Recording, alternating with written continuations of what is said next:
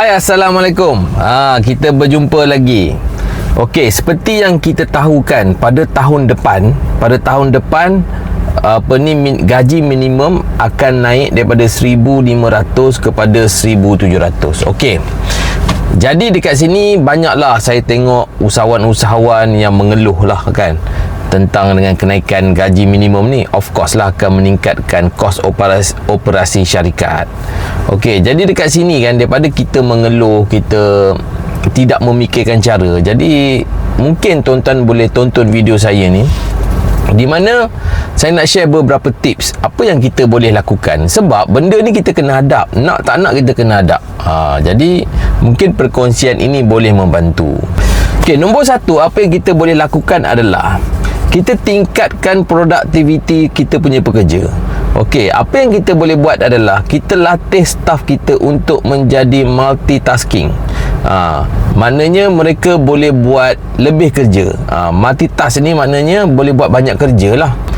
Okey, jadi kita nak tingkatkan produktiviti. Satu yang kita boleh buat adalah dengan multitasking. So kalau sebelum ni mereka hanya boleh buat satu kerja, mereka kena belajar lagi, kita train mereka untuk buat 2 kerja atau 3 kerja yang berlainan daripada sebelum ini.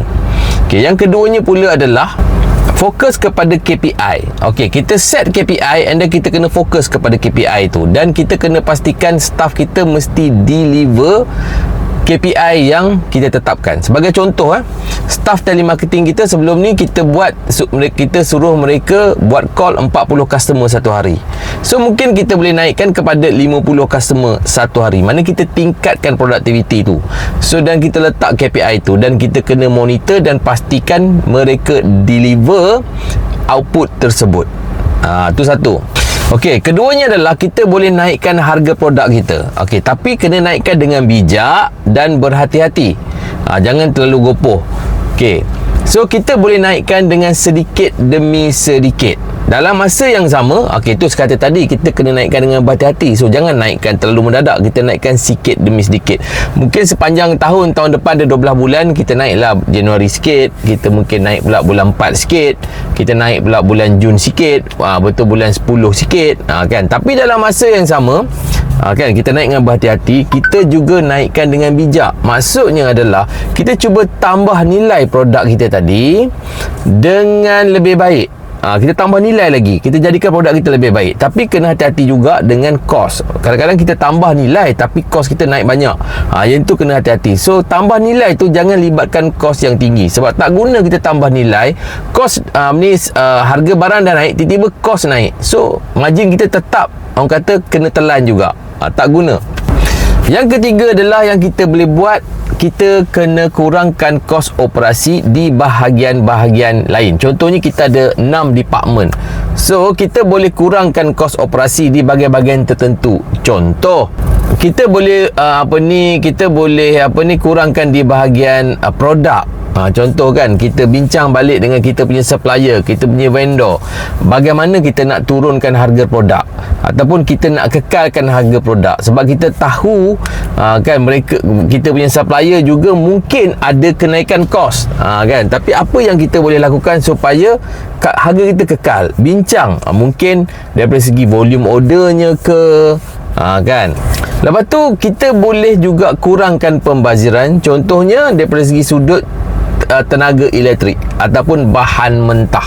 Okey, contohlah tenaga elektrik ni lah kan. So kita mungkin boleh berjimat. Sebagai contohnya, office tu mungkin kita ada staff kita yang boleh work from home, ada staff kita yang kena datang kerja. So yang mungkin boleh work from home ni kita monitor sahaja dia punya KPI.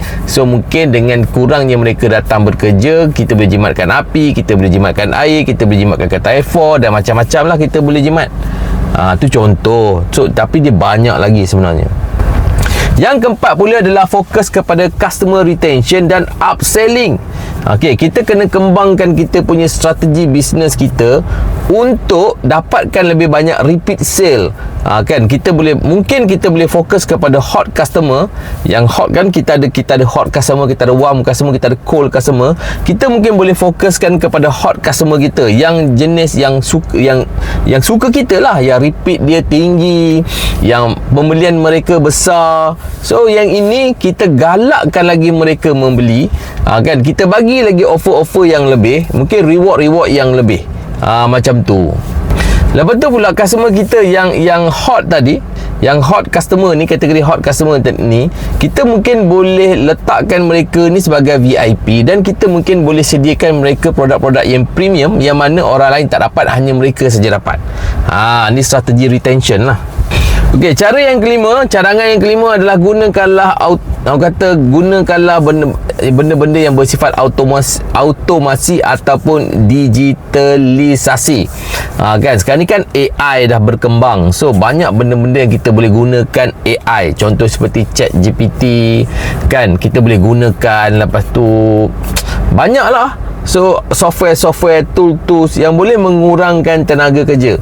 Ataupun contohnya kita boleh guna chatbot. Kita boleh guna chatbot, di mana dengan menggunakan chatbot kita mungkin boleh kurangkan staff customer service kita, kan. Ataupun kita boleh gunakan e-commerce dalam bisnes kita. So kita boleh tambah channel jualan, dan kita boleh kurangkan staff jualan kita, dan kita fokus kepada online.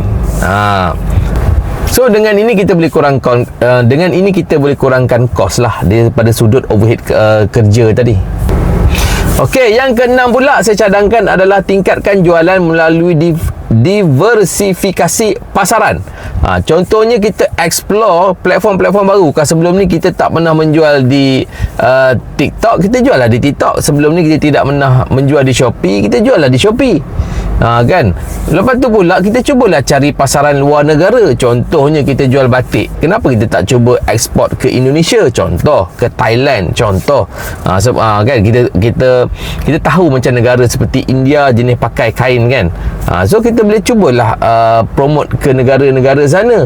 Sebab bila kita menggunakan platform online, so mudah sebenarnya kita boleh cari e-commerce yang popular di negara mereka, dan kita pun masuk menjual di sana. Okey, yang ketujuhnya adalah skip insentif ataupun perkongsian untung. Okey, dengan cara macam ni kita boleh galakkan staff kita untuk buat sale lebih tinggi, dan kita offer dia commission sebagai contohnya kan. So contohnya lah, staff kita biasa buat sale 20,000.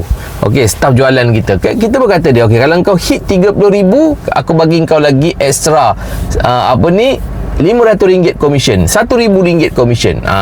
So menggalakkan mereka untuk bekerja lebih baik. Maknanya kos tak naik tau, pekerja yang sama, tapi kerana kita galakkan perkongsian untung tadi, maknanya sharing profit tadi, so mungkin productivity akan jadi lebih baik. So sale lebih banyak tapi kos sama. Okey, dan yang ke-8 pula adalah kita boleh gunakan freelancer ataupun part-timer kan, untuk kerja-kerja yang tertentu. Contohnya, mungkin kita tidak perlukan designer dalam kita punya office ataupun syarikat kita. So kita boleh hire designer apabila kita ada job saja. Kan kita boleh outsource lah. Ataupun mungkin kita tidak perlukan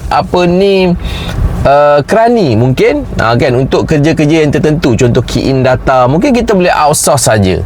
Mungkin juga kita tidak perlukan videographer. Mungkin bila ada job saja barulah kita panggil dia untuk shoot video. So kadang-kadang tak semua bisnes ni dia punya kerja-kerja editing, kadang-kadang kerja shoot video, kan, kerap dan banyak. Kadang-kadang tak perlu. So kalau yang tak banyak ni, so tak perlulah staff-staff permanent yang macam ni. So kita boleh outsource saja ketika diperlukan. Okey, so itu dia perkongsian saya 8 tips lah, ataupun 8 cara, 8 kaedah yang mungkin kita boleh lakukan. Dan mungkin kita tak perlu lakukan semua pun 8 tu. Mungkin kita boleh select je kan, mungkin 1-2 perkara. Tetapi daripada kita merungut kan, daripada kita sakit kepala, why not kita cuba apa saja cara yang ada untuk improve kita punya bisnes dalam keadaan yang semakin mencabar.